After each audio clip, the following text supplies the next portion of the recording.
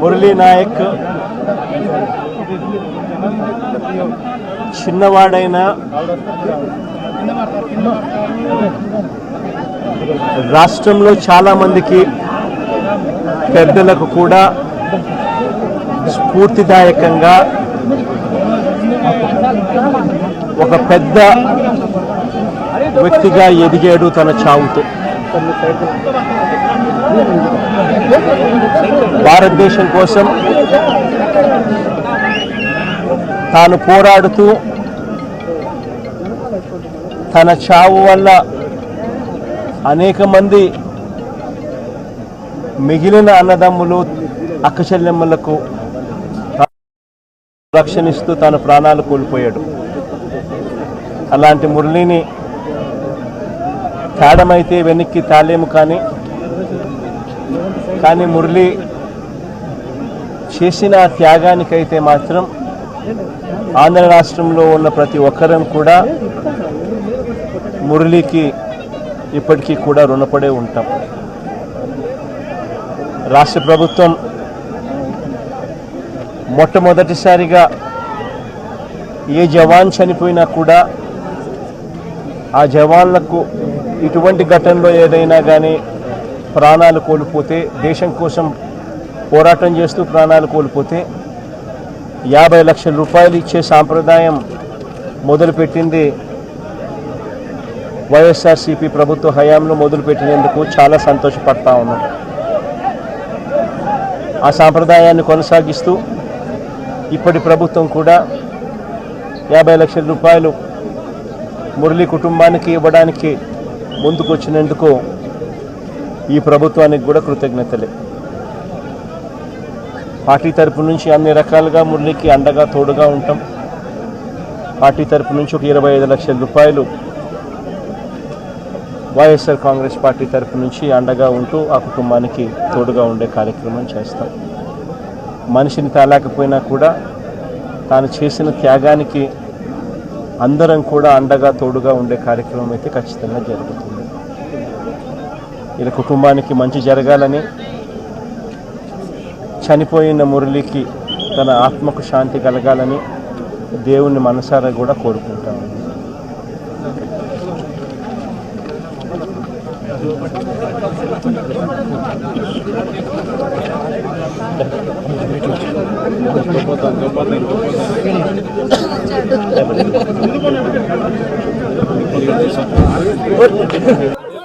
భారతదేశం పాకిస్తాన్కి అండగా ఉన్న ఈ టెర్రరిస్ట్ క్యాంపుల మీద దాడులు చేయడం, స్ట్రైక్స్ చేయడం జరిగింది. వారి ఉగ్రవాద శిబిరాలని ధ్వంసం చేయడం జరిగింది. దానికి కంటిన్యూటీగా యాక్షన్ పాకిస్తాన్ కూడా మనకి కాల్పులు జరపడం, వీటి సరిహద్దుల్లో ముఖ్యంగా 5 రాష్ట్రాల్లో చాలా తీవ్ర చాలా ఉద్విగ్నతతో కూడిన పరిస్థితులు ఏర్పడ్డాయి. ఆ క్రమంలో మన ఆంధ్రప్రదేశ్కు సంబంధించిన మురళీ నాయక్ కూడా అగ్నివీరుగా గత 2 సంవత్సరాలు 22లో వెళ్ళిన వ్యక్తి. మన తల్లిదండ్రులతో మాట్లాడుతూ ఉంటే ఒకటే చెప్పాను, నేను దేశం కోసమే పుట్టాను, దేశం కోసమే చనిపోతాను అనేది పదే చెప్తా ఉన్నాడు. ఎందుకు అయినా మనకు ఆ ఉద్యోగాలను తండ్రి అంటున్నా కానీ, లేదమ్మా నాకు రైల్వే ఉద్యోగం వచ్చినా రైల్వే ఉద్యోగానికి పోలేదు, కేవలం దేశం కోసం పనిచేస్తాను, నేను దేశం కోసం చచ్చిపోతాను అన్న కమిట్మెంట్ ఉన్న వ్యక్తి. కానీ దురదృష్టవశాత్తు చాలా చిన్న వయసులో 23 ఏళ్ల వయసులో తన ప్రాణాలని కోల్పోవాల్సి వచ్చింది. పదే మొన్న కూడా ఏం చెప్పారంటే, నిజంగా ఉగ్రవాదుల తోటాలు కానీ సరిహద్దుల యుద్ధాలు కనుక జరిగితే దాని పర్యావసనం, దాని ప్రాణాలు మొత్తం సమస్త భారతంలో కనిపిస్తూనే ఉంటాయి, దాన్ని ఎక్కువ అవుతూనే ఉంటాయి. దానికి ఒక బలమైన ఉదాహరణ మురళీ నాయక్ గారి మరణం. చాలా బాధ కలిగించింది. 23 ఏళ్ళ చిన్న వయసు. మన ఎవరు భారతదేశంలో ఎవరు యుద్ధం కావాలని కోరుకోలేదు. ఎప్పుడు మన పరాయి దేశాల మీద యుద్ధం చేయలేదు. మనల్ని సంరక్షించుకోవడంలో మన యుద్ధం చేయని తప్పక పరిస్థితులు. అలాంటి పరిస్థితుల్లో దీనికి మొదటిది కారణం పాకిస్తాన్ జనరల్, ఆర్మీ జనరల్ కూర్చోబెట్టి రెచ్చగొట్టి ఒక వారం ముందు, ఏప్రిల్ 22 ఒక వారం ముందు రెచ్చగొట్టి ఉగ్రవాదుల్ని ప్రేరేపించి అమాయకులైన మనుషులను చంపించేసి దానికి పర్యవసానమే ఇక్కడ 47లో వాళ్ళు విడిపోయారు, వాళ్ళకి దాహం తీరల. 4 యుద్ధాలు చేశారు ఇప్పటిదాకా, దాహం తీరల. ఇప్పటికి అమాయకులను పట్టం పెట్టుకుంటా ఉన్నారు.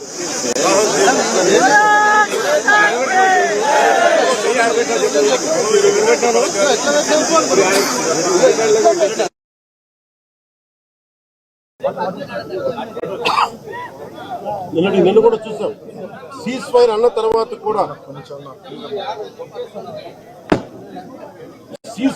తర్వాత కూడా సీజ్ ఫైర్ ని వైలేట్ చేసిన ప్రభుత్వం అక్కడ. నిజంగా చెప్పాలంటే ఒక బనానా రిపబ్లిక్. దానికి ఎవరు మాస్టర్స్ తెలియదు పాకిస్తాన్.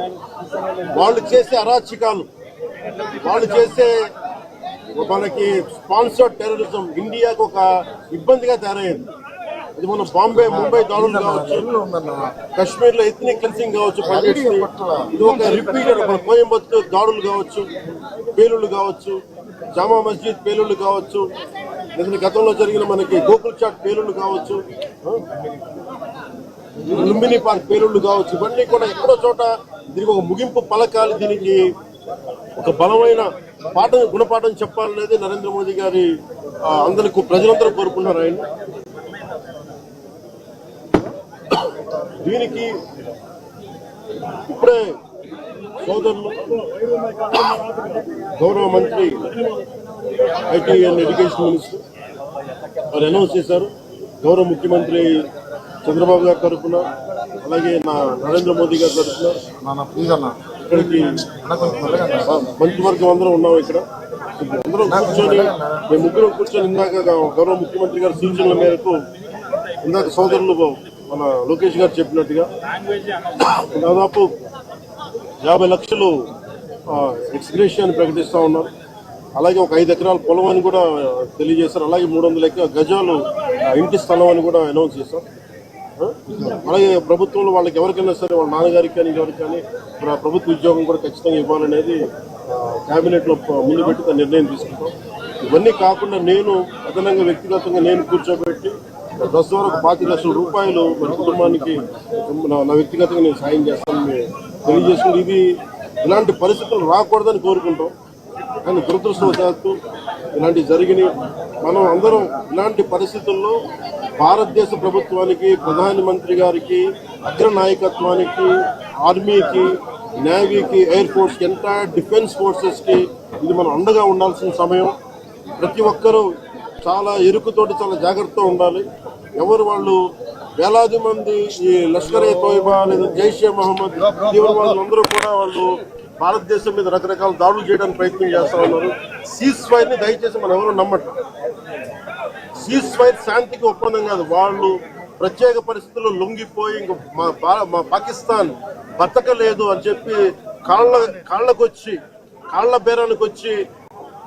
బేరానికి వచ్చిన 3 గంటల్లో పడతాను చెప్తాం జరిగింది. కుటుంబాలకి దూరంగా, తల్లిదండ్రులకి దూరంగా వాళ్ళు అక్కడ ఉండి దేశం కోసం అహర్నిశలు నిలబడుతున్న వ్యక్తులు. ఈరోజు జవాన్లు అక్కడ నిలబడారు కనుకనే, పోరాడుతున్నారు కనుకనే భారతీయులు, ఆంధ్రులం మనం ఇక్కడ హాయిగా బతికే పరిస్థితి. దాంట్లో మొన్న జరిగిన దాడిలో మన నాయక్ చనిపోతాం జరిగింది. మురళీ నాయక్ చిన్నప్పటి నుంచి కూడా మిలిటరీకి నేను ఉంటాను, నేను చనిపోతే భారతదేశ జెండా కప్పుకుని చనిపోతానని పదే అతని కుటుంబానికి చెప్తాం జరిగింది. కుటుంబానికి ఏకైక బిడ్డ మురళీ నాయక్. చిన్నప్పుడు వాళ్ళ అవ్వ తాతతో పెరిగిన వ్యక్తి.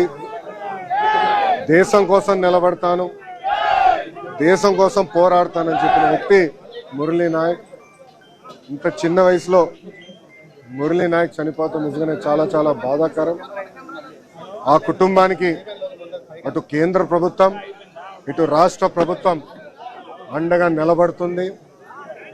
గౌరవ ముఖ్యమంత్రి గారు మాతో మాట్లాడారు, ఉప ముఖ్యమంత్రి గారు, అదేవిధంగా హెల్త్ మంత్రి మన సత్యకుమార్ గారితో మాట్లాడి ఆ కుటుంబానికి ప్రభుత్వం నుంచి ఆర్థిక సాయం కింద 50 లక్షల రూపాయలు, దాంతోపాటు 5 ఎకరాల భూమి, ఇల్లు కట్టుకునే దానికి 300 గజాలు ప్రభుత్వం అందజేస్తాం జరుగుతుంది.